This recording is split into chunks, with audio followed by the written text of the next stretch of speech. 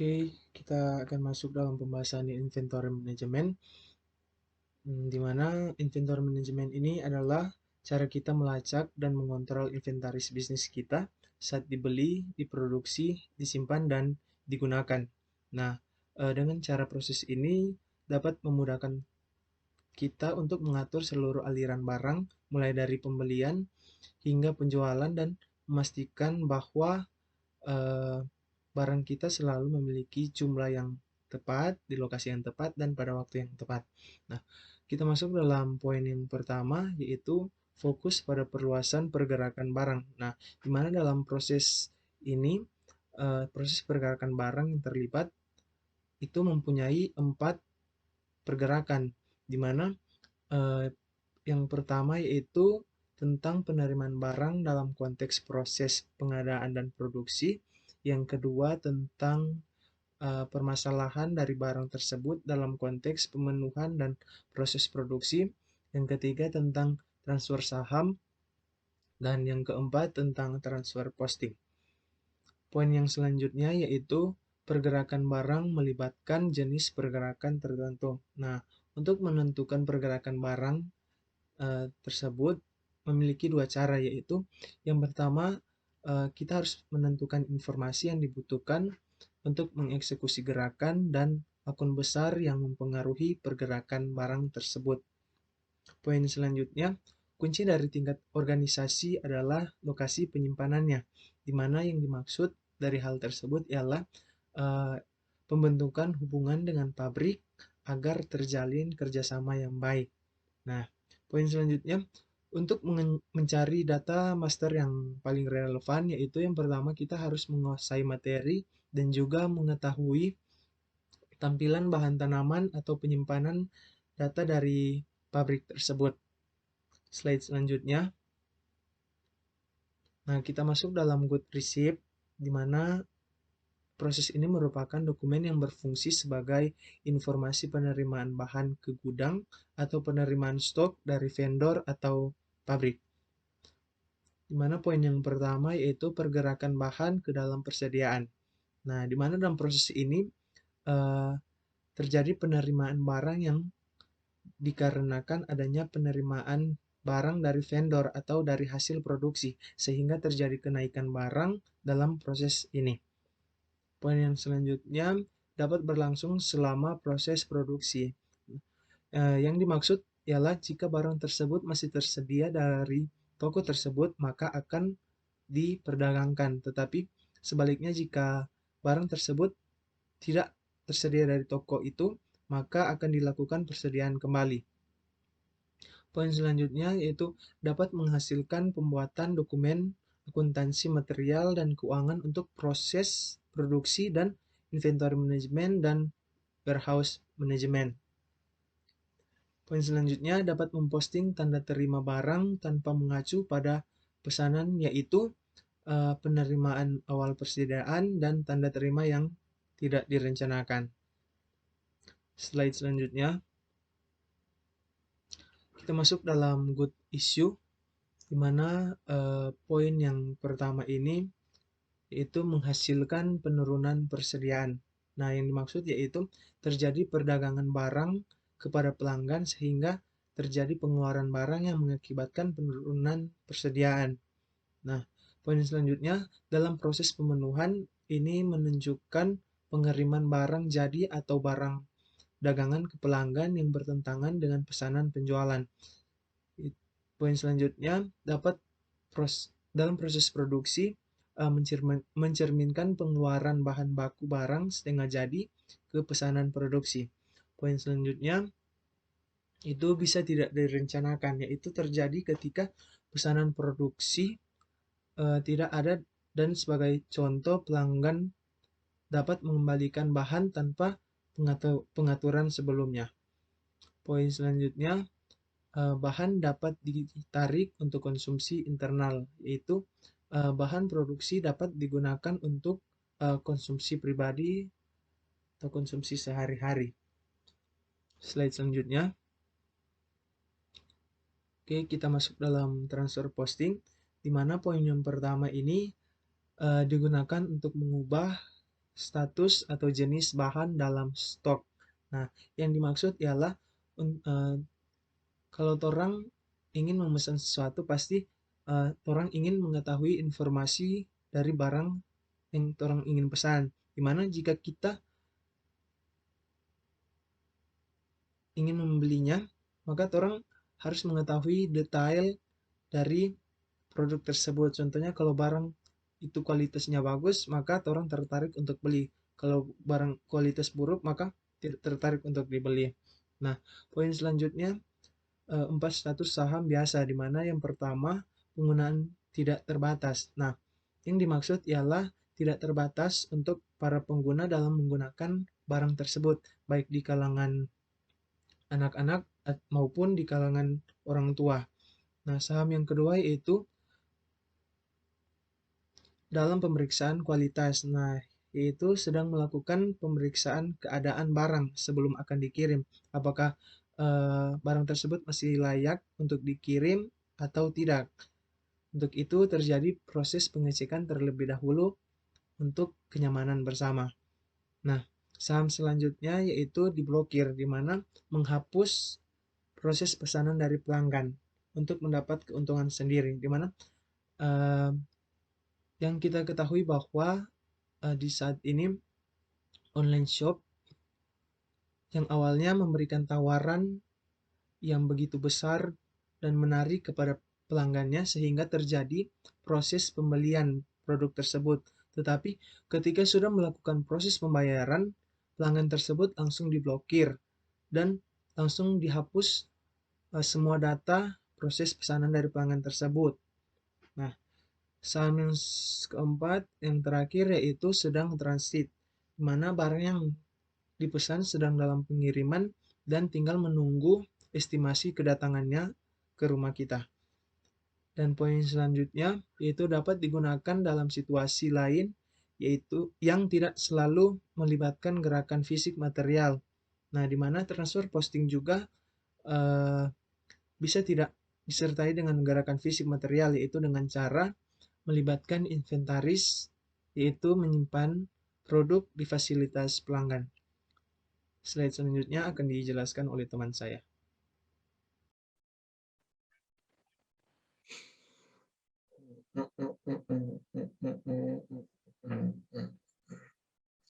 Oke, di sini saya akan membahas stock transfer. Di sini ada there are 3 options are available for the moving material. Oh, di sini ada 3. Yang pertama itu one step procedure, yang kedua itu two step procedure, dan yang ketiga stock transfer order. Di mana yang stock transfer ini yang akan dibahas oleh teman saya, sahabat saya nanti. Dan di sini saya cuma membahas kan itu one step procedure dan two step procedure dan 3 jenis cara mentransfernya. Jadi yang next, jadi one step dan two step procedure ini, yang one step itu seperti di gambar itu umumnya prosedur ini digunakan untuk stock transfer antar storage location dalam satu plant atau pabrik. Pada prosedur ini, saat perpindahan material tidak tercatat pada stock in transfer atau stock in transit. Maka dari itu, perpindahan material tidak dapat diketahui seperti di gambar yang pertama itu. Jadi, yang kedua itu two-step procedure, di mana ini prosedur ini umumnya digunakan untuk stock transfer yang terjadi dari satu plant ke plant yang lain. Pada prosedur ini, pertama, material akan dicatat pada stock in transfer di organization unit plan yang sebelah kanan. Penerima saat material dipindahkan dari organizational unit plan, organizational unit pengirim. Kemudian saat material sampai, material akan ditempatkan pada lokasi penyimpanan dan akan tercatat pada unrestricted use stock pada plan penerima atau pabrik penerima. Oke, next. Nah, di sini ada cara pertama itu storage location to storage location transfer. Di situ kita cuma tulis DP perbedaan saja dalam bahasa Inggris, tapi kita di sini cuma menjelaskan apa sih itu storage location to storage location transfer. Jadi di sini storage location atau storage location ini terjadi di dalam pabrik, biasanya diposting tanpa value karena material yang ditransfer itu di manage di pabrik yang sama, dan oleh karena itu memiliki valuasi data yang sama seperti sebelumnya. Jadi subjek material jika subjek material ke split valuation atau split valuation di sini, itu yang saya pahami itu seperti sama dengan penyimpanan sebelumnya yang dipisahkan untuk mensortir material di penyimpanan yang baru. Dan sistem juga membuat dokumen akuntansi selama transfer stok tersebut. Jika transfer stok antara dua lokasi penyimpanan dalam pabrik yang sama. Jadi misalnya dalam pabrik itu ada dua storage. Jadi mungkin orang kasih pindah dari storage yang umumnya sebagai gudang atau storage yang pertama itu umumnya sebagai gudang, dan mungkin yang storage kedua itu sebagai storage yang lebih spesifik untuk dikirim nanti ke pabrik lainnya. Kira-kira seperti itu. Dan mungkin kalau mau lihat per slide itu, saya tulis itu DP perbedaan nanti DP cara-cara transfer. Oke, lanjut. Plan to plan transfer itu jadi stok transfer dari plan to plan atau pabrik ke pabrik umumnya terjadi dalam kode perusahaan, namun dapat juga terjadi antara dua kode perusahaan. Nah, jika pabrik ditempatkan pada area valuasi yang berbeda, yang artinya milik kode perusahaan yang berbeda, jadi simpelnya itu pergerakan material antara dua pabrik dalam kode perusahaan yang sama. Misalnya dalam perusahaan itu ada dua pabrik. Jadi misalnya mereka ada material yang akan ditransfer, misalnya pabrik mobil begitu.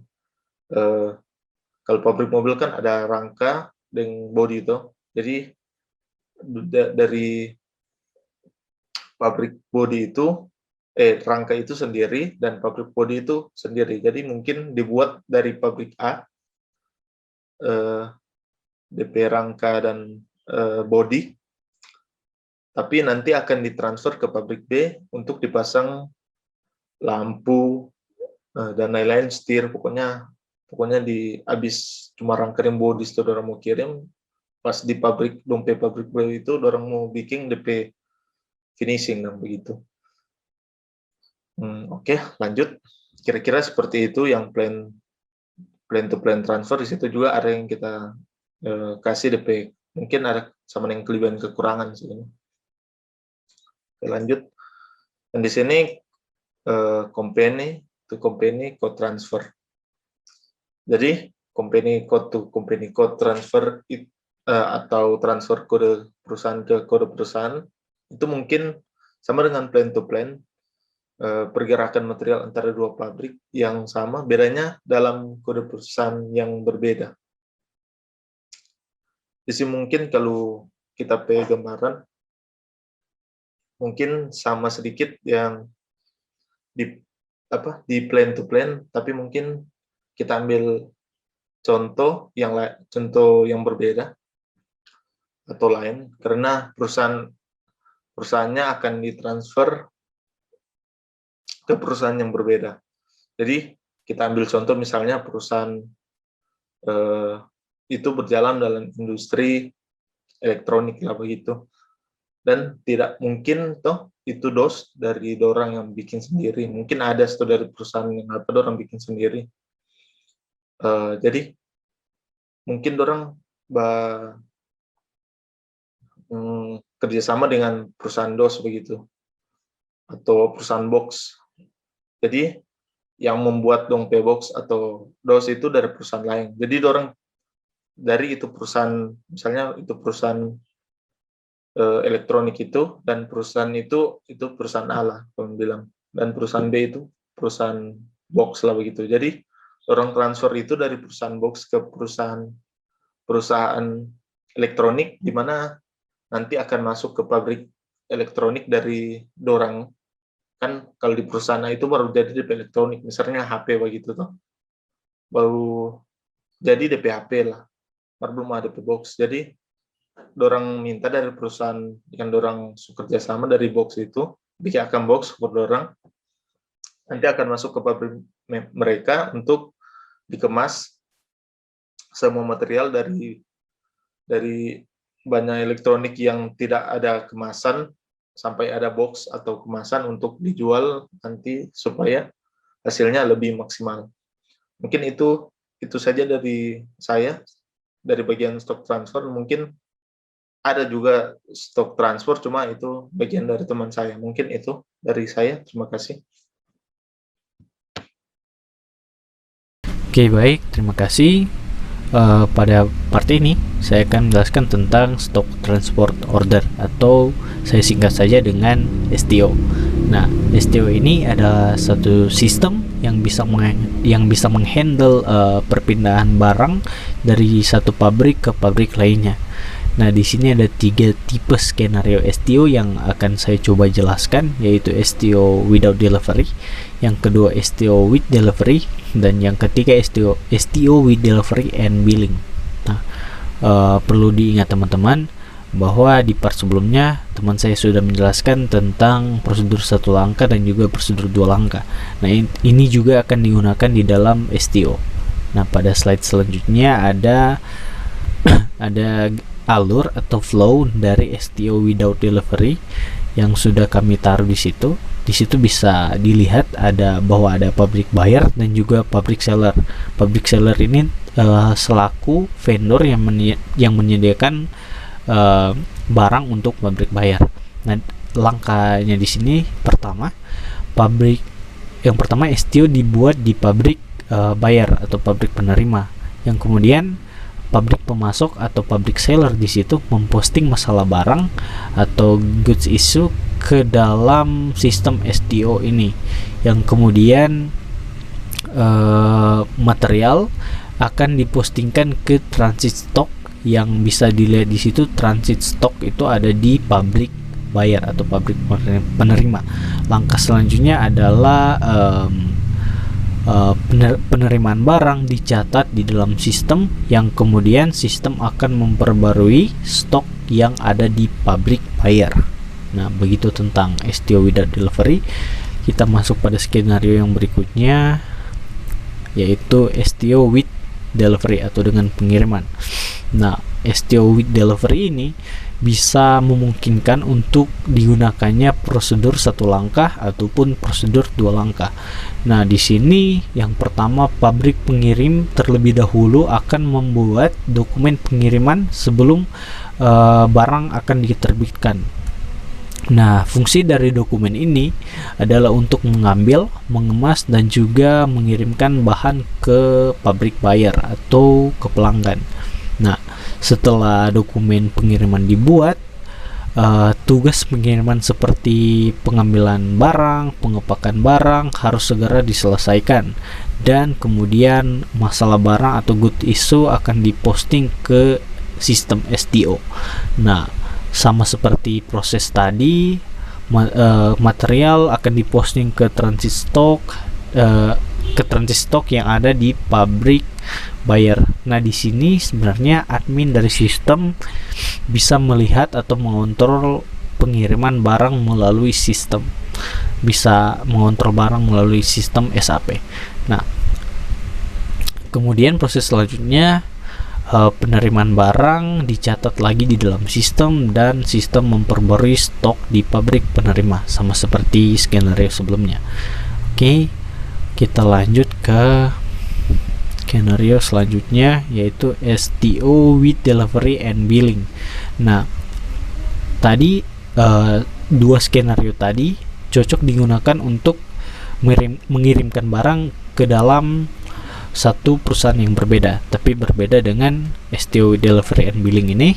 Jadi skenario ini bisa menghandle atau bisa juga dilakukannya pengiriman barang antara dua perusahaan yang berbeda. Jadi perusahaan A mengirimkan barang ke perusahaan B. Nah, berbeda dari dua skenario sebelumnya.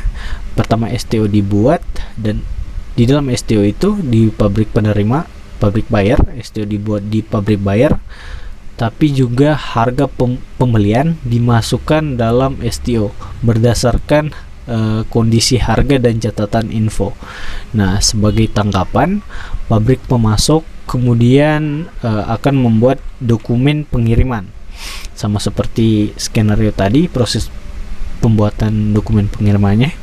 Tapi ketika masalah barang diposting, jumlah yang ditetapkan sebagai unrestricted use atau penggunaan tak terbatas akan dikurangi di pabrik pemasok. Jadi ketika sudah diposting, ketika masalah barang sudah diposting ke dalam STO, otomatis di pabrik pemasok itu akan dikurangi stoknya. Nah, selain itu teman-teman, akun material akan dikreditkan dengan nilai pengiriman, dan akun harga pokok penjualan akan didebitkan. Nah, kemudian dokumen FI akan dibuat. Dokumen FI itu adalah dokumen finansial akun di dalam perusahaan. Nah, proses berikutnya, ketika perusahaan menerima bahan di pabrik penerima, perusahaan mencatat penerimaan barang di dalam STO. Nah, perhatikan bahwa berbeda dengan dua skenario sebelumnya, penilaian dalam skenario ini didasarkan pada harga beli di STO. Nah, pabrik pemasok kemudian membuat faktur berdasarkan harga pada STO. Nah, yang merupakan harga jual dari sudut pandang fulfillment proses. Nah, proses berikutnya di sini sistem akan memperbarui akun pendapatan dan piutang yang sesuai dengan buku besar pabrik pengirim. Nah, pabrik penerima kemudian memverifikasi faktur, dan kemudian barang siap digunakan di pabrik buyer. Oke, teman-teman, sekarang kita masuk pada keuntungan keuntungan saat menggunakan STO ini. Nah, keuntungan yang pertama, saat STO dibuat, perusahaan dapat melakukan pemeriksaan ketersediaan untuk menilai ketersediaan bahan di pabrik pemasok. Nah, keuntungan yang kedua, biaya pengiriman dan operator yang dipilih dapat ditambahkan di dalam sistem STO ini. Nah, yang ketiga, jumlah di STO dan pengiriman dan penerimaan yang direncanakan dapat termasuk dalam perencanaan material di kedua pabrik. Nah, yang keempat di sini, permintaan pembelian dapat dikonversi ke STO daripada purchase order. Yang kelima, history dari berbagai tugas yang terkait dengan stock transfer order ini dapat dipantau melalui bagian riwayat pemesanan pembelian pada sistem stock transfer order atau STO.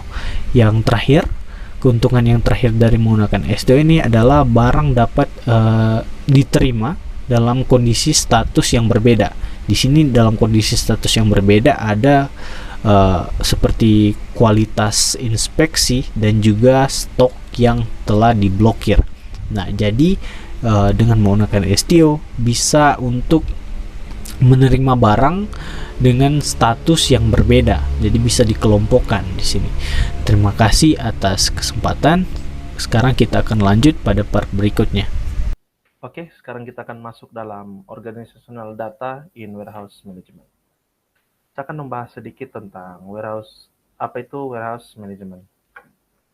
Warehouse management atau WMS adalah suatu hal yang memiliki peranan yang penting untuk membuat operasional pergudangan bisa berjalan lancar, terstruktur, dan sesuai dengan apa yang sudah direncanakan.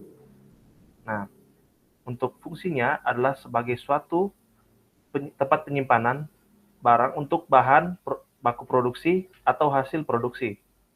Dan definisi dari gudang sendiri ini ialah tempat di mana kita menyimpan aset dari suatu perusahaan.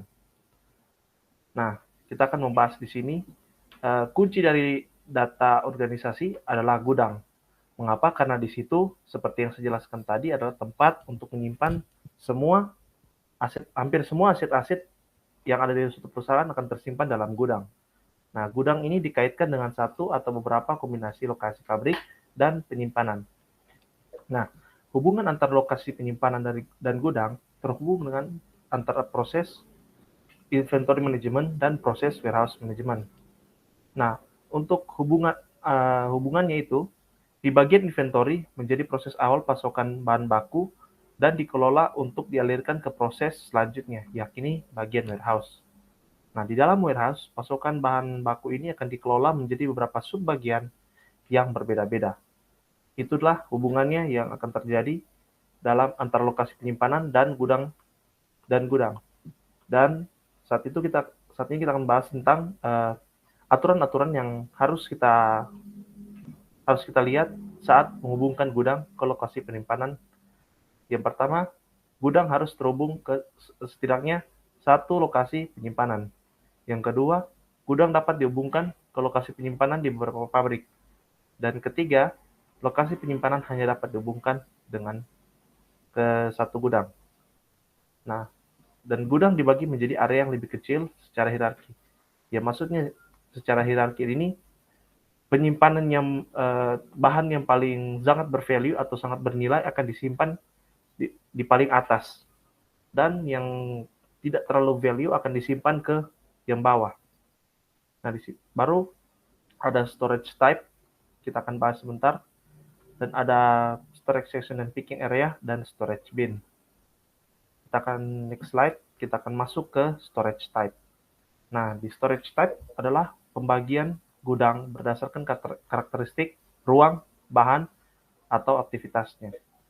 Nah, jenis penyimpanan juga dapat didasarkan pada bagaimana bahan disimpan atau pada spesifikasi bahan. Baru ada penugasan lokasi penyimpanan ke gudang, menghubungkan aktivitas inventory management ke aktivitas warehouse management. Untuk area penyimpanan sementara mewakili hubungan fisik antar inventory management dan warehouse management. Kita next slide ke storage bin. Nah, storage bin ini adalah unit penyimpanan terkecil di dalam suatu warehouse atau gudang. Nah, biasanya yang tersimpan dalam storage bin ini, biasa dia menyimpan bahan material yang sudah tidak digunakan tapi memiliki potensi untuk masih bisa dipakai kembali, dan sisa-sisa hasil dari suatu produk atau barang. Kita next. Ini sedikit tentang struktur of warehouse. Kita bisa melihat di sini gambarannya. Inilah salah satu struktur yang ada di warehouse. Nah, kita akan masuk ke storage section. Storage section ini mengelompokkan tempat penyimpanan dengan karakteristik seperti ada fast moving, ada slow moving, ada heavy, ada light, ada small. Dan setiap penyimpanan harus memiliki setidaknya satu bagian tempat penyimpanan. Yang fast moving ini ialah barang yang bisa diangkut dengan cepat menggunakan mesin pengangkut, atau biasanya di gudang itu disebut forklift. Sedangkan slow moving, barang yang diangkut dengan pelan menggunakan mesin angkut atau forklift ini. Nah, untuk heavy itu bisa diangkat oleh manusia, tetapi maksudnya dia bisa diangkat manusia tetapi memiliki berat yang sangat besar. Nah, untuk light sendiri barang yang bisa diangkat oleh manusia dan memiliki berat yang ringan. Sedangkan small, barang yang bisa diangkat oleh manusia dan memiliki berat yang sangat ringan. Nah, kita masuk ke picking area. Nah, picking area adalah pembagian area penyimpanan berdasarkan pemindahan atau pengambilan bahan. Tempat penyimpanan dikelompokkan berdasarkan strategi pengambilan yang serupa. Karyawan tertentu yang diberi wewenang untuk mengambil dari storage bin tertentu. Jadi, tidak sembarang orang dapat mengakses picking area, hanya beberapa karyawan yang ditentukan untuk mengoperasikan picking area ini. Nah, pengiriman dapat dialokasikan ke beberapa area pengambilan untuk memfasilitasi pengambilan paralel. Nah, kita akan masuk ke next slide di contoh desain warehouse. Inilah salah satu contoh desain warehouse yang ada yang ada di case ini. Yang di atas itu kita bisa yang di storage tab itu kita bisa lihat itu shelf itu dia kalau untuk storage type-nya dia mulai dari heavy ke small. Sedangkan yang di bawah itu yang bagian palet itu biasanya fast moving dan slow moving. Demikian penjelasan saya, terima kasih. Oke, selanjutnya melanjutkan dari materi dari Skivo, kita akan di sini membahas tentang master data in warehouse management. Nah, apa itu data master utama dalam manajemen gudang?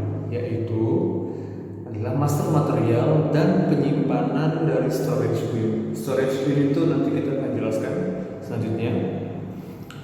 Kemudian ada beberapa tipe data pada bagian-bagian ini. Oke, pertama ada material master.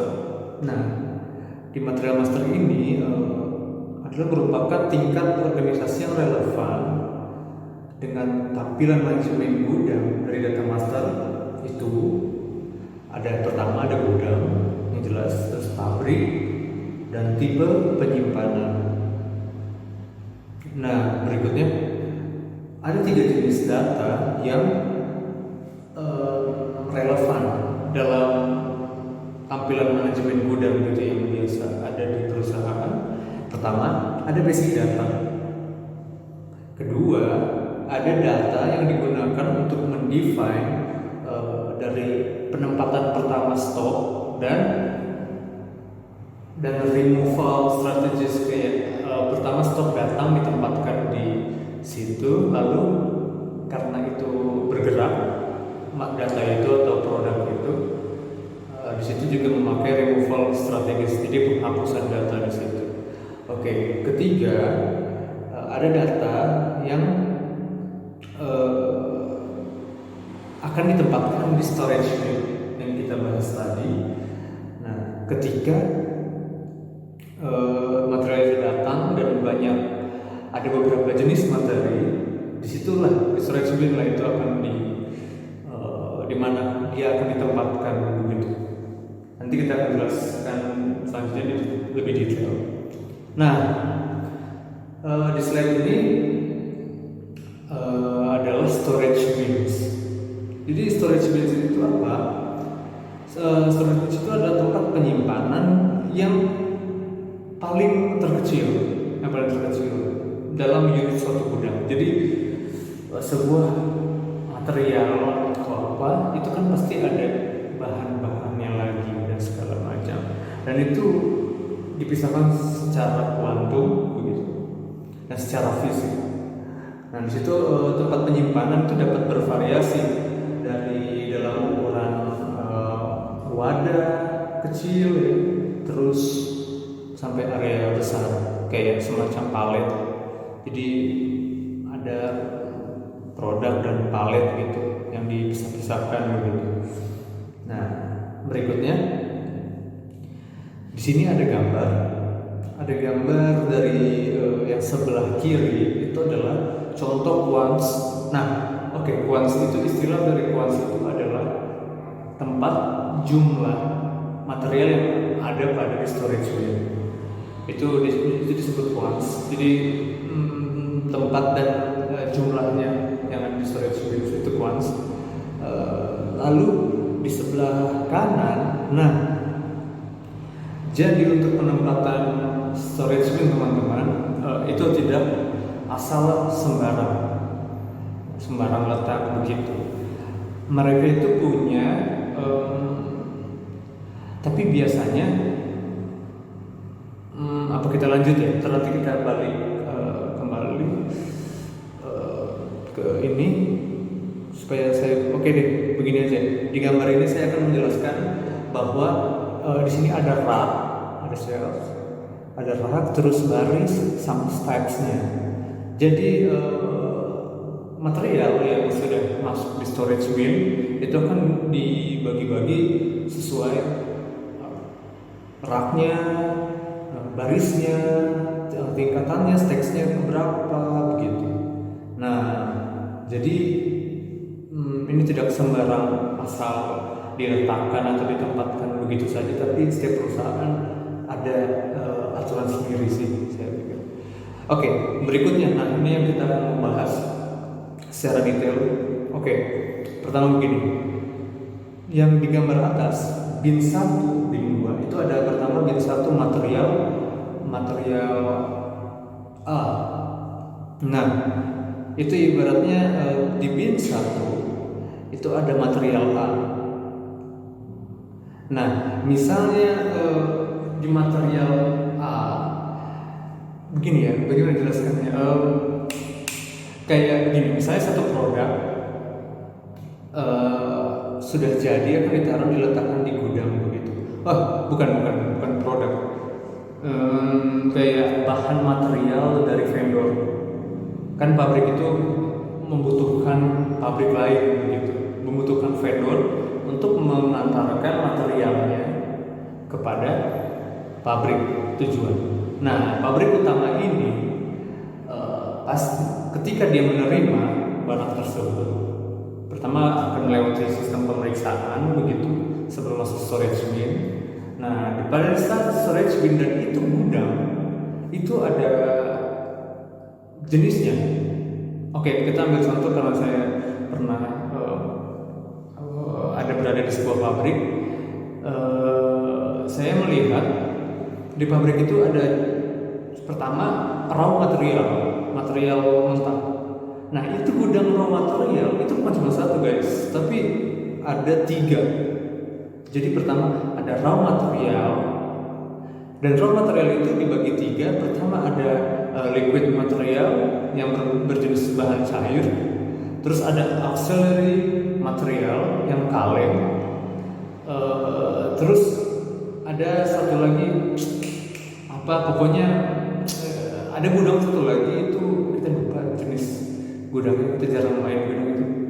Jenisnya pokoknya bubuk begitu, tepung gitu untuk bahan raw material. Nah, bisa dibayangkan kan itu dibagi 3 raw material. Nah, ibaratnya gudang-gudang ini itu sudah termasuk menurut pemahaman saya yang di material ini itu termasuk storage bin, karena dia dibagi secara kuantum. Apa itu maksudnya secara kuantum? Maksudnya itu seperti dia udah material sama, tapi kalau bersifat berbeda itu akan dibagi kembali, teman-teman. Jadi kayak terus dibagi-bagi sampai atau mungkin terus sedetail mungkin. Nah, kita kembali ke raw material. Misalnya ada yang 3 jenis material itu, jenis gudang material raw material itu, kita pilih satu, misal auxiliary material. Nah, di auxiliary material ini yang saya lihat di situ ada lagi dibagi tentang kaleng berukuran 0,5 liter, mungkin 5 liter, dan begitu. Dari ukurannya aja, dan itu per palet, dan itu per palet, itu dibagi lagi tempatnya. Dan perusahaan itu sudah membuat kode setiap barang yang ada yang masuk ke gudang apapun, sehingga sampai melewati nanti dia masuk ke tahap produksi, itu semua tercatat di kartu produksi, di production card itu ada, sampai di bahan jadi, dan semua data itu terekam. Apalagi ketika perusahaan tersebut sudah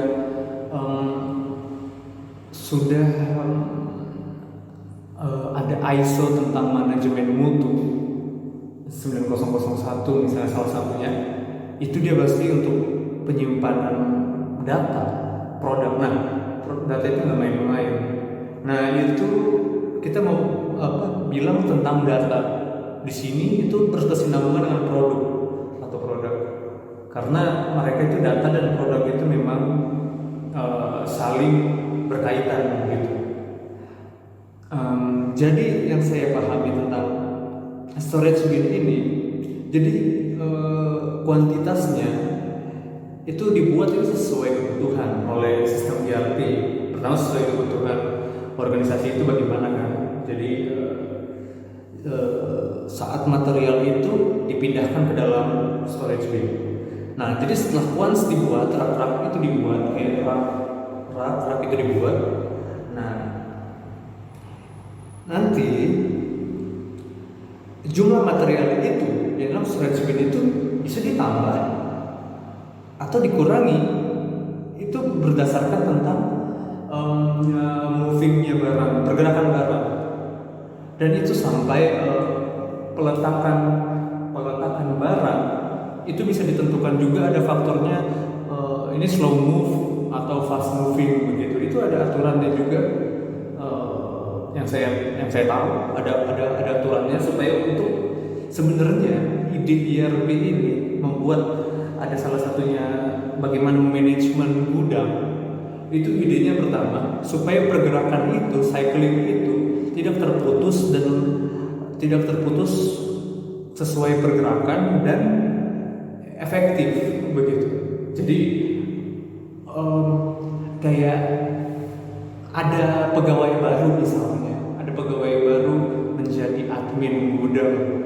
Nah, karena itu sudah terstruktur dan termanage secara sistematis dan teratur, ada aturannya, dia nggak terlalu pasti akan bisa mengikuti bagaimana pekerjaannya untuk mengenali barang-barang, karena semua ada kode. Misalnya begini, misalnya kode raw material itu 1. Nah, kemudian raw material itu termasuk di dalam auxiliary misalnya, berarti kodenya 1A misalnya. Terus habis auxiliary 1A auxiliary, lalu dia ditempatkan di slow move atau di fast move, terus di ukuran paling depan, jadi sudah diatur. Jadi ada misalnya 1A 1 itu berarti depan. Jadi setiap kode ada itu istilahnya yang kita pelajari yang di mata kuliah lalu, ada untuk pemberi penomoran pengkodean sebuah barang di perusahaan, itu memang ada aturan. Jadi supaya efektif dan orang tidak bingung, misalnya coba kita mau cari barang 323.147.544, itu barangnya di gudang mana ya, di storage bin mana ya barangnya itu. Nah, kalau kita sudah tahu, sudah ada petunjuknya bahwa kode-kode di depan itu berada di gudang ini, kemudian kode berikutnya di sini. Jadi kita bisa mencari itu sampai sedetail itu. Nggak mungkin kan kita cari seluruh gudang yang penuh jutaan material gitu. Jadi ini cukup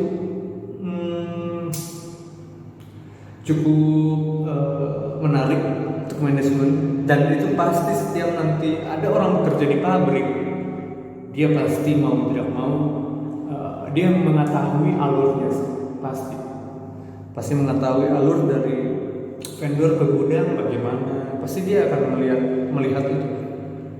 Nah, untuk once tadi terakhir, karena dia digunakan untuk sesuai kebutuhan, nah maka once ini tuh bisa dikontrol dan dimonitor.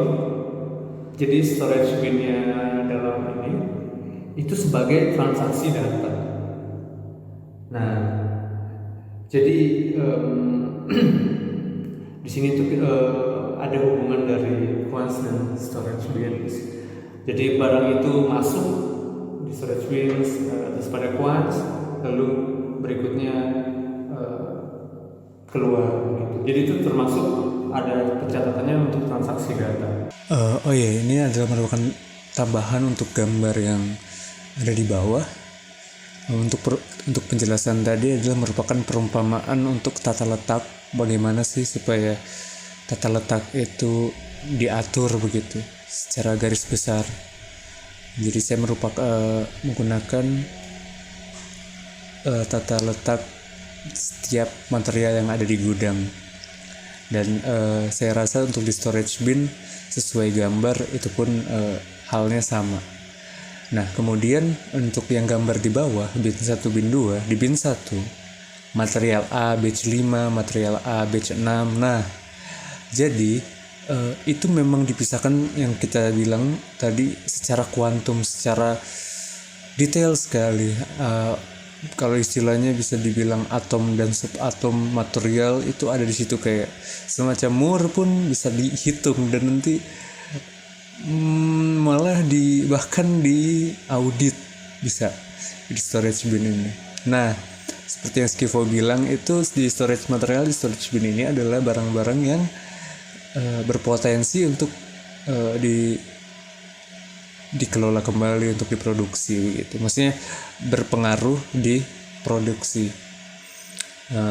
Oke, saya jelaskan yang material A batch 5, material A batch 6 yang gambar sebelah kiri bawah di bin 1. Nah, kenapa ada di situ disatukan di bin 1? Karena pertama itu jenisnya material A. Tetapi walaupun disatukan di material A, tapi di dalam itu kayak ada rak-rak atau apa, di situ sudah ada tertulis misalnya ada batch 5, batch 6 sesuai datangnya itu material ke storage bin. Nah, ada material yang bin kedua, mungkin ini bin yang priority bawah. Ada material A yang unrestricted use dan material A in quality inspection. Nah, mungkin ini ada sebuah kata kasarnya barang reject atau material reject kah itu diletakkan di storage bin.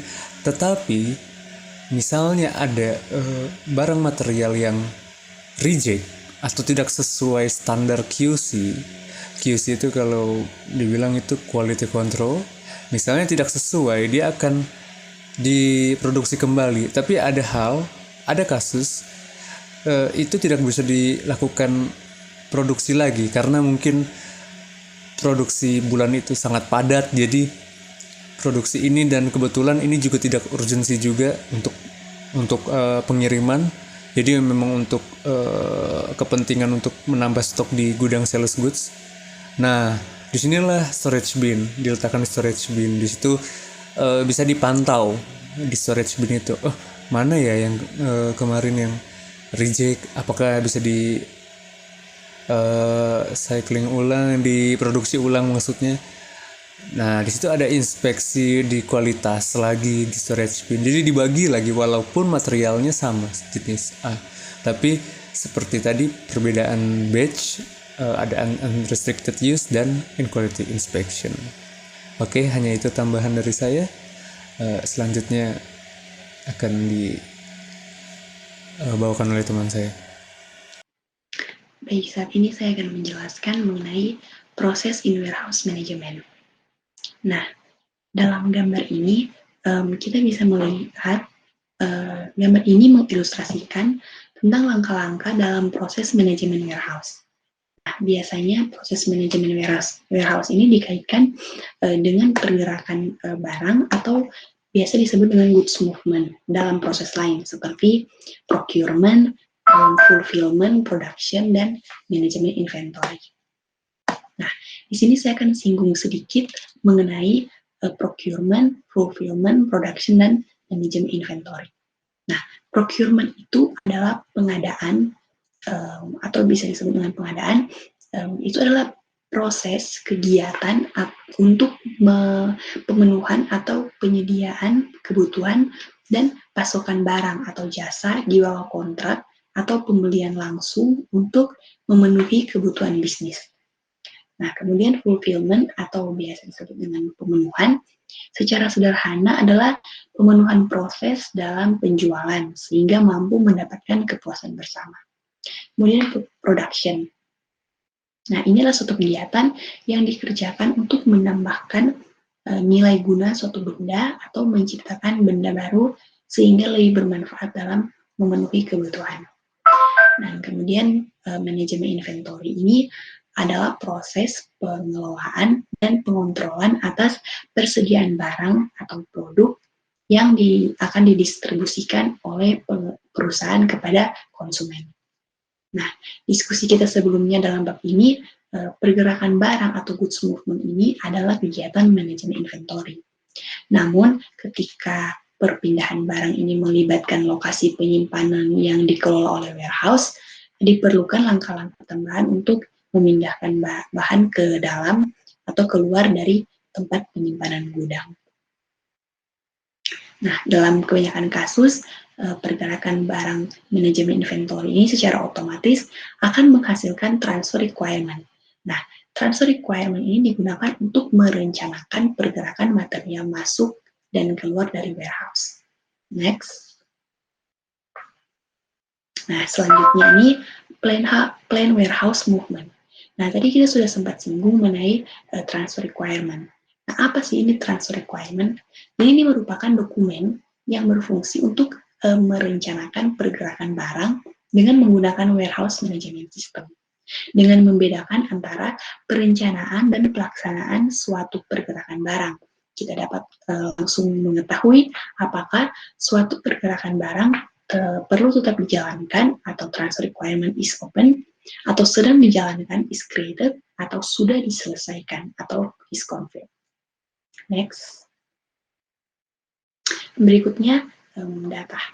Nah, di sini kita akan membahas mengenai master data, organizational data, dan transaction data. Nah, master data ini meliputi data tentang material dan bin yang terlibat dalam pergerakan.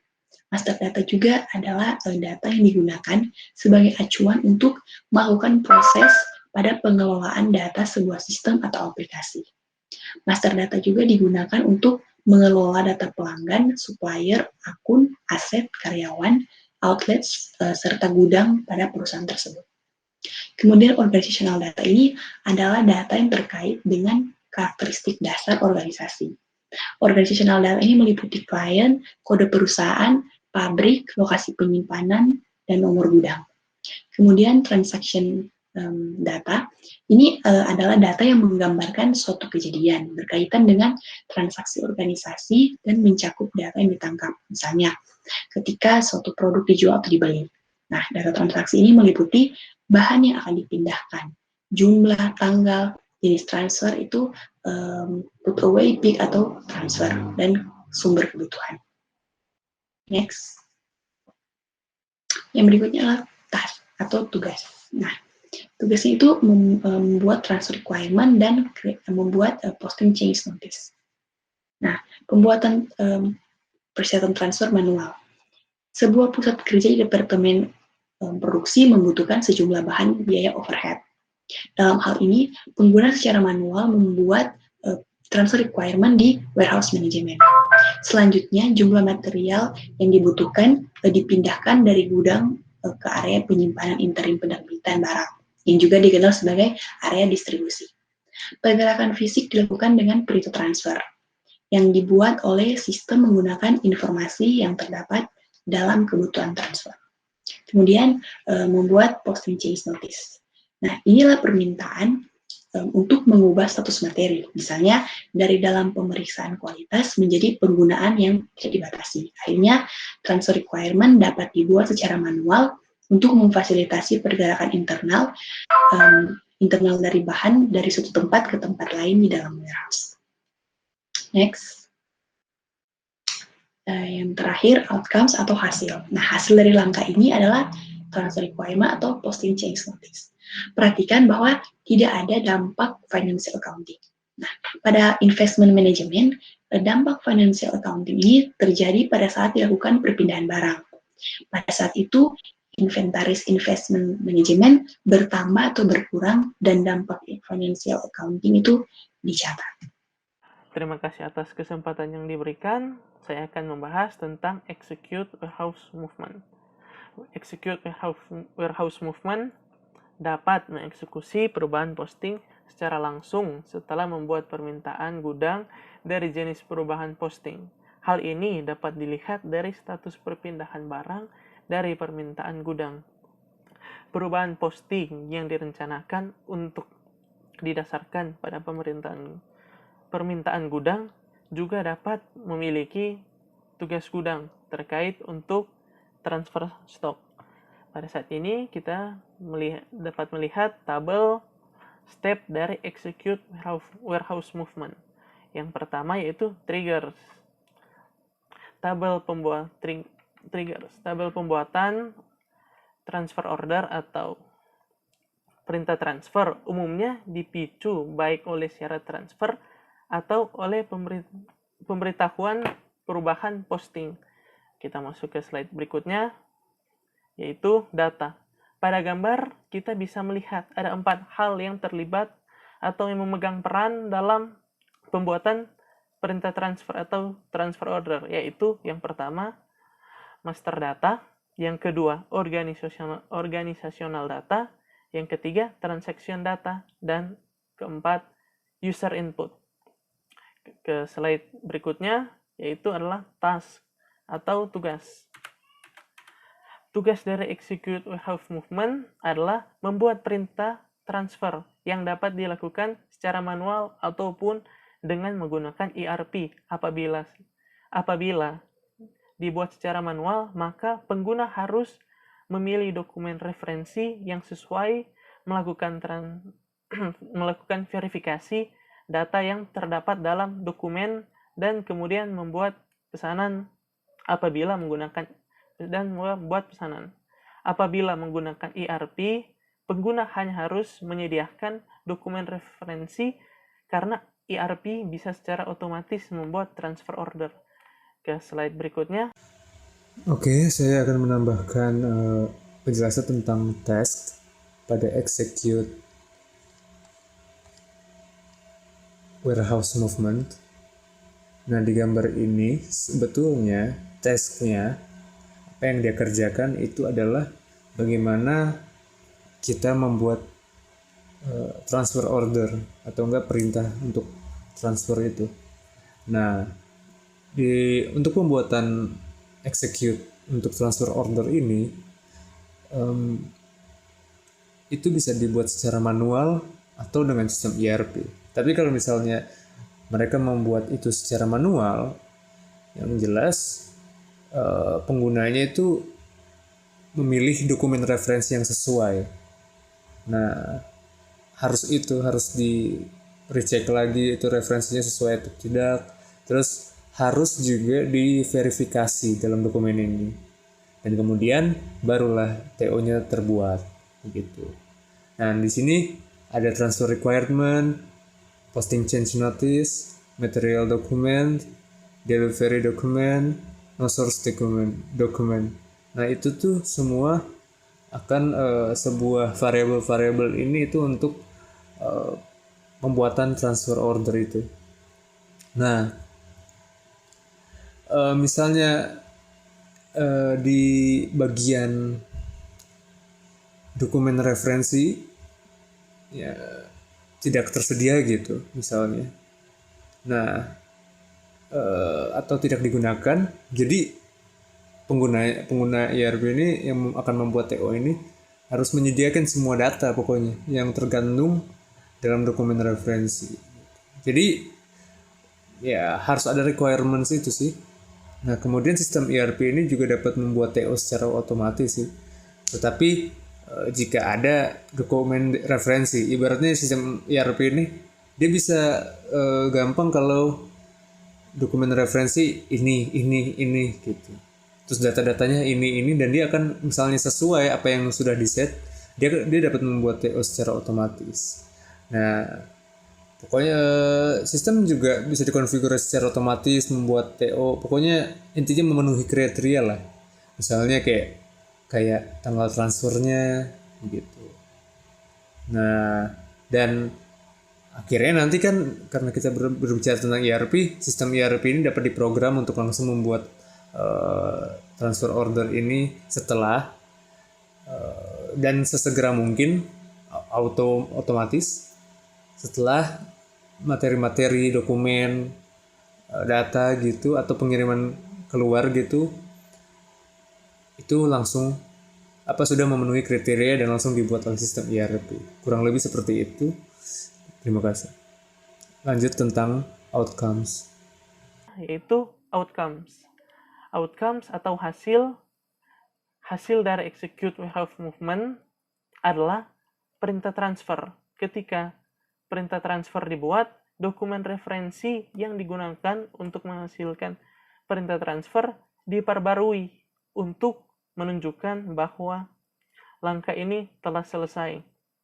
Selain itu, data tempat penyimpanan untuk sumber dan tempat tujuan diperbarui untuk mencatat pergerakan yang direncanakan. Pesanan transfer pada dasarnya adalah dokumen transaksi yang memberi wewenang kepada karyawan gudang untuk memindahkan material secara fisik dari tempat penyimpanan sumber ke tempat tujuan. Sekian dan terima kasih. Akan dilanjutkan oleh teman saya. Terima kasih. Baiklah, terima kasih. Saat ini saya akan membahas tentang Confirm Warehouse Movement. Confirm Warehouse Movement ini adalah kegiatan karyawan gudang memindahkan barang-barang. Setelah dipindahkan, karyawan mengambil pesanan transfer dan mengkonfirmasi gerakan. Contohnya, ada yang ingin memesan barang di gudang. Nah, barang yang akan dia pesan itu masuk dalam pesanan transfer. Dan jika telah diselesaikan oleh petugas gudang, maka petugas gudang akan mencentang atau mengkonfirmasi pesanan tersebut. Contoh sehari-hari kita memesan makanan di Gojek. Dan setelah makanan itu telah sampai kepada customer, maka Gojek akan mengkonfirmasi kalau pesanan sudah tiba. Nah, sistem dalam gudang juga kurang lebih seperti itu. Di sini kita bisa lihat bersama juga ada table. Nah, table ini adalah table pergerakan gudang. Yang pertama ada triggers. Nah, triggers ini adalah suatu tindakan. Di sini tindakannya adalah complete transfer of materials atau memberitahukan bahwa transfer barang telah selesai. Langkah berikutnya ada data. Setelah transfer barang selesai, maka user akan menginput dan mengorganisir data barang itu. Kita bisa lihat di sini ada organizational data, master data, dan user input. Selanjutnya ada task atau tugas. Tugas di sini adalah mengupdate pesanan transfer dan hasilnya adalah pesanan transfer sudah terupdate dan source dokumennya juga sudah terupdate. Kita pindah ke slide berikutnya. Ada data. Nah, data ini digunakan untuk mengonfirmasi pergerakan gudang dan pesanan transfer. Jadi, data ini berisikan barang atau bahan yang telah dipindahkan atau yang akan dipindahkan.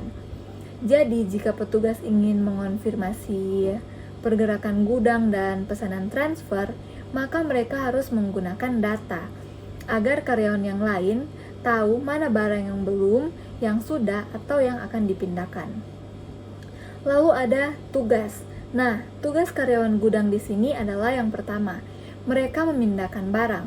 Jika mereka telah selesai memindahkan barang, mereka harus memperbarui urutan transfer agar petugas lainnya boleh mengetahui barang yang sudah selesai ditransfer.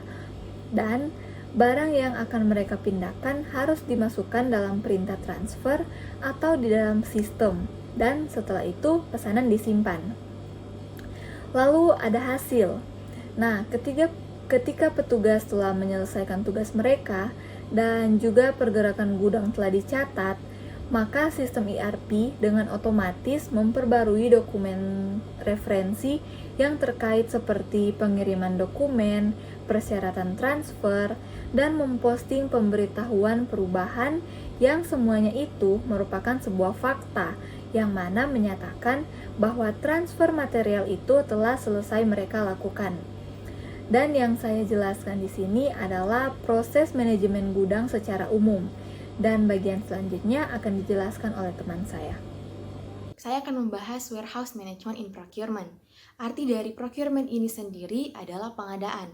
Nah, contoh case yang diambil adalah perusahaan GBI ingin menambah persediaan stok t-shirt mereka yang saat ini hanya berjumlah 500 t-shirt, sehingga mereka melakukan pengadaan dengan cara memesan 1000 t-shirt dari vendor mereka Spygear. Akan ada beberapa proses dalam warehouse management in procurement. Yang pertama adalah plan warehouse movement. Nah, di dalam plan warehouse movement ini juga terdapat dua proses. Yang pertama ada record GR atau good receipt. Good receipt merupakan dokumen proses penerimaan barang.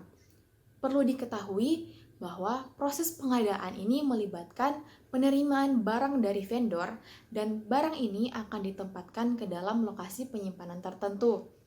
Dalam contoh case kita di sini, ketika GBI ini menerima 1000 kaos dari Spygear, karyawan gudang menempatkan barang tersebut di tempat penerimaan sementara dan mencatat penerimaan barang atau record good receipt ke dalam storage location di sistem ERP-nya.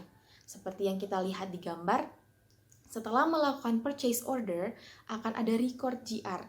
Setelah selesai melakukan record good receipt, akan ada pembuatan transfer requirement yang merupakan proses kedua. Transfer requirement ini merupakan dokumen yang digunakan perusahaan untuk merencanakan pergerakan masuk dan keluar suatu barang dari gudang. Dalam hal ini 1000 t-shirt yang tadi.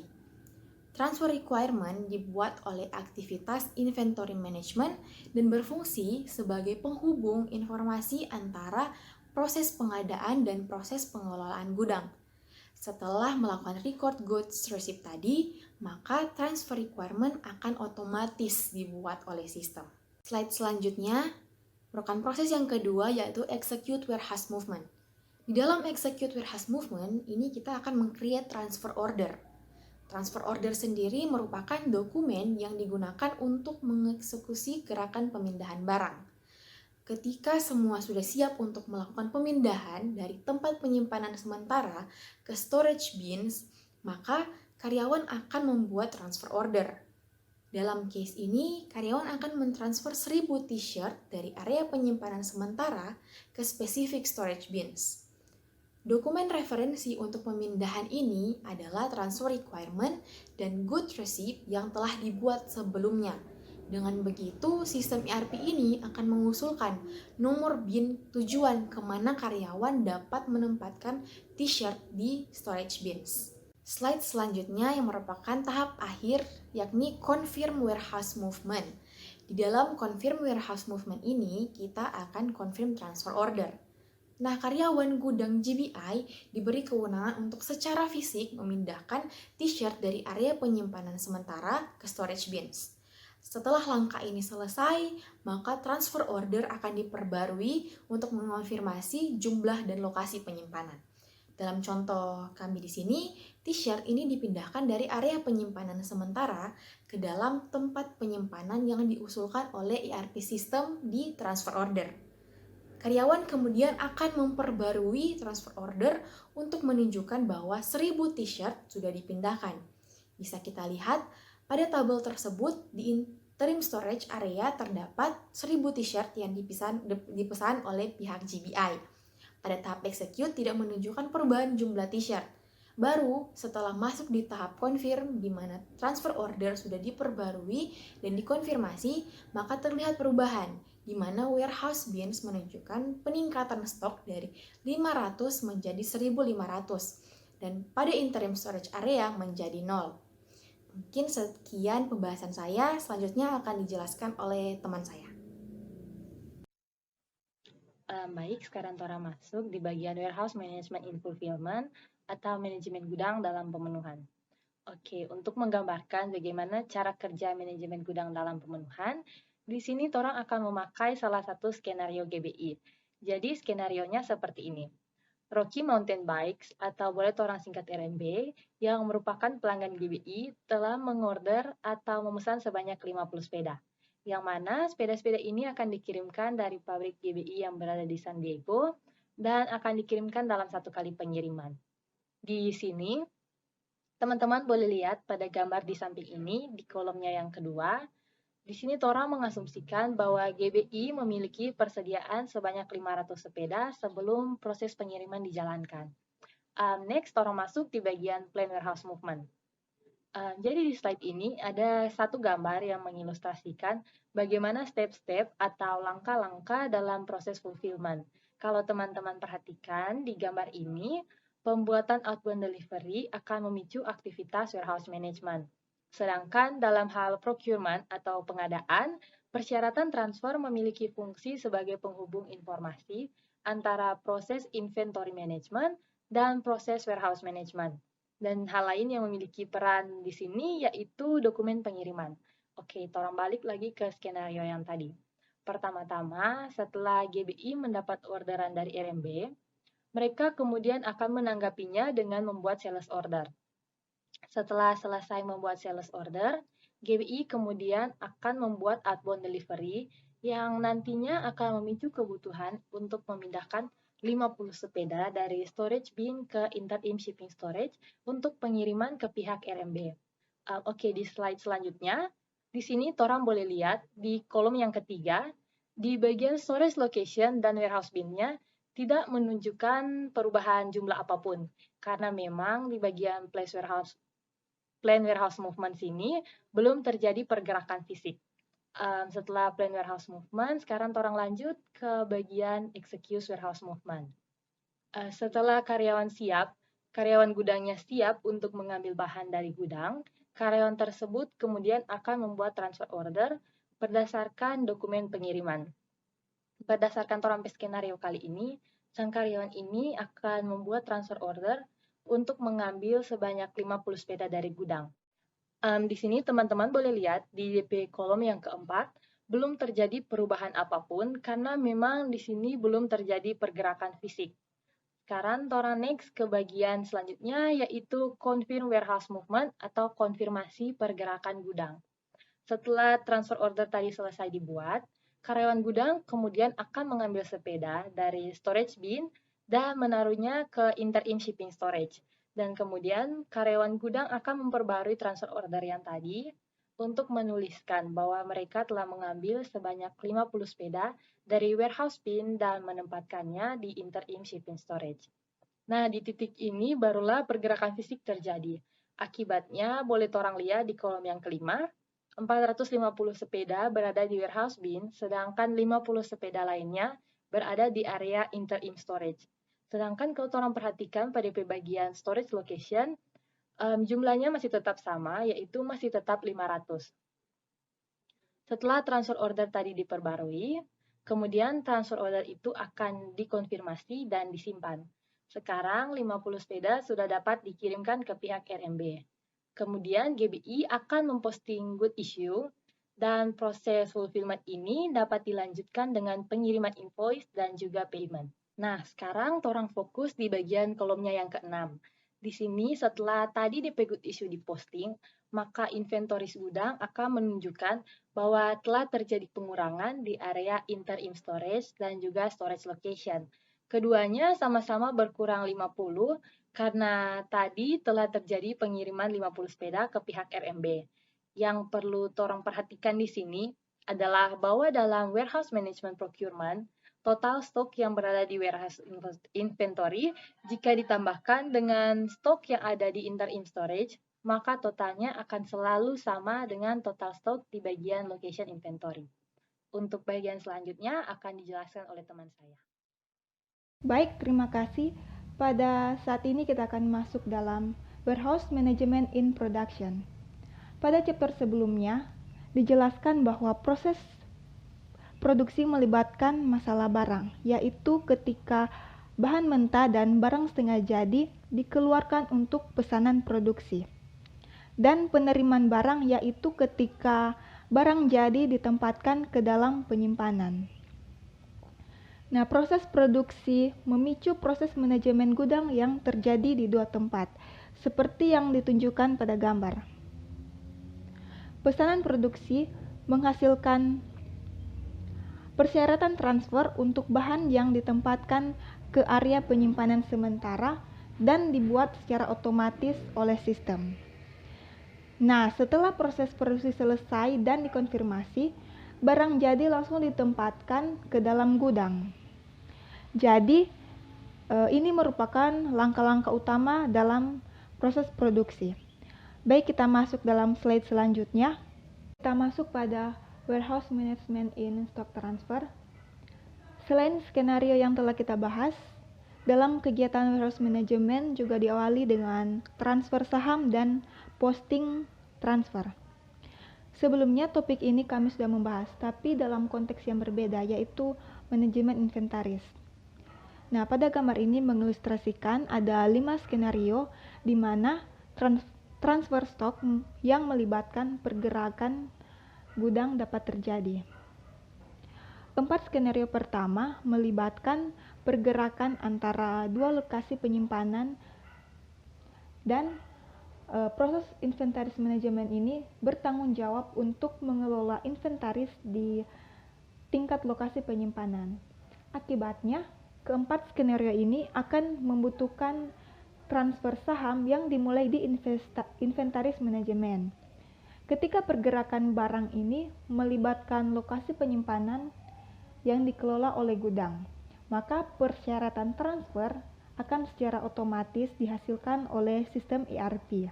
Skenario kelima melibatkan pergerakan yang terjadi di dua gudang yang sama, dan dengan demikian tidak melibatkan aktivitas inventories management apapun. Pada bagian berikut kami akan mempertimbangkan masing-masing skenario ini secara lebih rinci. Nah, di sini pada skenario yang pertama melibatkan transfer stok dari pabrik di mana lokasi penyimpanan dikelola oleh gudang ke pabrik yang bukan lokasi penyimpanannya. Dalam hal ini, masalah barang yang ada di pabrik pengirim memicu langkah-langkah proses warehouse management. Seperti yang sudah dijelaskan sebelumnya, di pabrik penerima, penerimaan barang sederhana dicatat di inventaris management. Jadi, permintaan transfer ini untuk mengirim barang dari satu gudang ke gudang lainnya. Misalnya, Anda memiliki gudang atau tempat penyimpanan di timur dan barat. Nah, gudang timur Anda kekurangan jumlah barang yang dimiliki gudang barat Anda. Anda dapat mempertimbangkan untuk menggunakan permintaan transfer inventaris untuk membawa beberapa inventaris dari barat ke timur, sehingga keduanya cukup tersedia. Dan pada skenario kedua ini menggambarkan gerakan yang berlawanan, yaitu pemindahan stok dari pabrik yang lokasi penyimpanannya tidak dikelola gudang atau lokasi penyimpanan A ke pabrik tempatnya, yaitu lokasi penyimpanan B, terkait dengan gudang yang pertama. Dalam hal ini, masalah barang atau inventaris manajemen akan dicatat melalui pengiriman barang dan akan memicu langkah-langkah warehouse management. Skenario ketiga dan keempat melibatkan transfer stok antara dua lokasi penyimpanan yang dikelola gudang. Nah, secara khusus mereka melibatkan masalah barang dan penerimaan barang ke lokasi penyimpanan yang dikelola gudang. Oleh karena itu, proses warehouse management dipicu di kedua masalah barang, ya, seperti lokasi pengiriman dan penerimaan barang atau lokasi penerimaan. Akhirnya, Dalam skenario kelima, material dipindahkan dari satu tempat ke tempat lain di dalam gudang yang sama. Ini adalah transfer internal dan dengan demikian tidak melibatkan inventaris manajemen. Akibatnya, persyaratan transfer tidak dibuat secara otomatis dan oleh karena itu harus dibuat secara manual. Setelah dibuat, sisa langkah proses warehouse management diselesaikan seperti pada skenario lainnya. Perhatikan bahwa dalam 4 skenario pertama, dokumen material dibuat ketika aktivitas inventaris manajemen atau penerbitan barang dan penerimaan barang terlibat. Nah, sebaliknya pada skenario yang terakhir ini tidak melibatkan aktivitas inventaris manajemen. Kenapa? Karena tidak adanya inventaris manajemen yang dilibatkan. Jadi tidak ada dokumen material yang dibuat. Juga dalam 4 skenario pertama dapat mengakibatkan dampak keuangan. Dalam skenario terakhir biasanya tidak ada dampak finansial dan tidak dibuatnya suatu dokumen. Baik, selanjutnya akan dilanjutkan oleh teman saya. Selanjutnya saya akan menjelaskan tentang internal warehouse transfer. Slide berikutnya terdapat gambar. Gambar tersebut adalah urutan atau order of posting in warehouse management and inventory management. Pada baris pertama adalah kasus di mana postingan penerimaan barang untuk pesanan pembelian atau produksi yang memicu kepada aktivitas put away di warehouse management. Bisa kita lihat pada gambar inventory management dari good receipt ke create transfer requirement, lanjut pada create transfer order, selanjutnya put away, selanjutnya confirm transfer order. Pada bagian kedua terdapat kasus dokumen pengiriman untuk pesanan penjualan dan pesanan produksi yang memicu aktivitas pengembalian di warehouse management. Pada gambar terlihat dari outbound delivery ke create transfer order, lalu pick, selanjutnya confirm transfer order, lalu pada good issue. Pada baris ketiga adalah kasus di mana masalah barang untuk pesanan penjualan atau pesanan produksi diposting sebelum aktivitas warehouse management dicatat dalam sistem ERP. Maka dari itu, pada gambar dari good issue lalu ke create transfer requirement, lalu create transfer order, lalu pick, selanjutnya confirm transfer order. Pada baris keempat merupakan kasus di mana put away di warehouse management selesai sebelum penerimaan barang dicatat di inventory management. Pada baris keempat, pada gambar dari inbound delivery, selanjutnya pada create transfer requirement, lalu ke create transfer order, selanjutnya put away dan confirm transfer order, lalu good receipt. Slide selanjutnya menjelaskan bahwa skenario ini dapat terjadi ketika pelanggan atau proses produksi membutuhkan bahan secara mendesak dan bahan dikeluarkan dari penyimpanan dan dikirim ke pelanggan atau ke lantai produksi. Dalam kasus ini, bahan ditarik dari gudang dan masalah barang akan diposting. Aktivitas warehouse management mengambil bahan dan menempatkan di area penyimpanan sementara yang belum dicatat. Sebaliknya, mereka akan dicatat ketika diizinkan. Slide selanjutnya saya akan membahas 2 skenario. Skenario yang pertama adalah dampak dari jenis pergerakan pada lokasi penyimpanan dan inventaris gudang. Mengilustrasikan skenario di mana sebuah perusahaan memiliki persediaan 100 unit yang sebelum proses eksekusi. Kemudian mengirimkan 25 unit ke pelanggan. Pada saat pengiriman, masalah barang diposting dan inventaris lokasi penyimpanan berkurang 25 unit menjadi 75.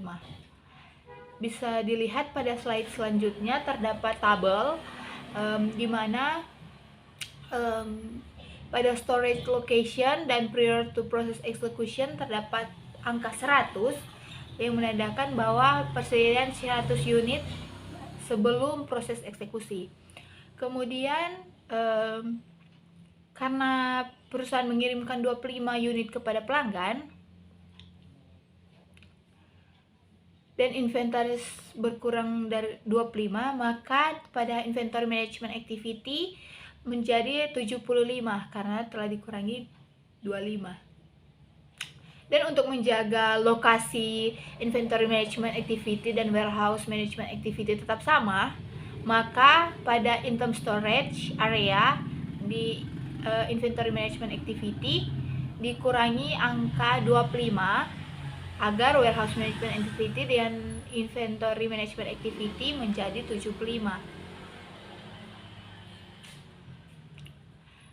Untuk mengurangi persediaan gudang transfer harus dikonfirmasi terlebih dahulu, maka penurunan 25 unit dicatat di tempat penyimpanan gudang atau item storage area, dan peningkatan 25 dicatat di area penyimpanan sementara. Nah, 25 dikurangi 25 menjadi 0, maka di item storage area dan prior to process execution menjadi 0 karena telah dikurangi 25. Dan di warehouse management activity sama dikurangi 25 menjadi 0. Pada warehouse bin terdapat angka 100 karena pada awal penyimpanan unit masih 100. Selanjutnya karena telah dikurangi di warehouse bins pada kolom yang kedua masih 100 karena itu belum dikurangi. Untuk pada kolom yang ketiga dalam warehouse bin karena telah dikurangi 25 maka angka menjadi 75. Selanjutnya pada skenario yang kedua mengilustrasikan dampak inventaris dari pada slide selanjutnya. Nah, diasumsikan bahwa ada 100 sepeda dalam persediaan awalnya dan 25 sepeda diterima ke gudang. Ketika pesanan transfer dikonfirmasi akan ada 125 sepeda di tempat sampah gudang atau warehouse bins, tetapi hanya 100 di inventaris lokasi penyimpanan karena penerimaan barang belum dicatat. Jadi pada slide selanjutnya terlihat tabel di mana dalam storage location dan prior to process execution terdapat angka 100 bahwa memiliki 100 sepeda persediaan awalnya, lalu 25 sepeda diterima ke gudang. Tetapi di warehouse management activity hanya terdapat 100 karena penerimaan barang belum dicatat. Makanya storage location pada bagian prior to process execution dan WM activity sama pada angka 100 karena belum dicatat ditambahkan. Nah, pada selanjutnya untuk memastikan bahwa inventaris lokasi dan penyimpanan gudang sama, maka di item storage area pada warehouse management activity dikurangi 25 agar 125 dikurangi 25 maka storage location dan warehouse management activity menjadi 100. Lalu pada storage location dan inventory management activity menjadi 125 karena 25 sepeda tersebut sudah ditambahkan. Maka dari itu menjadi 125.